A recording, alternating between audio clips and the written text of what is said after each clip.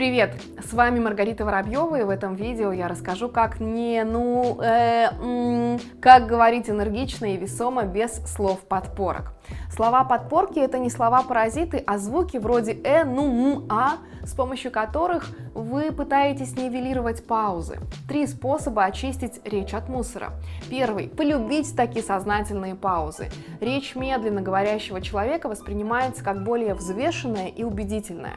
Второе — полюбите диктофон. В некоторых случаях в эканье виноваты не волнение, а усталость и обычная привычка.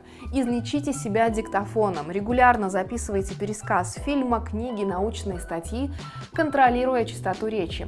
И третье — перестаньте отвлекаться. Сосредоточьтесь на разговоре. Не думайте о том, что вам нужно кому-то позвонить и кого-то предупредить. Пока вы участник разговора, вы должны полностью присутствовать в диалоге. Хочешь доступ к моему легендарному онлайн-практикуму по уверенной речи? Это бесплатно. Забирай по ссылке в описании канала.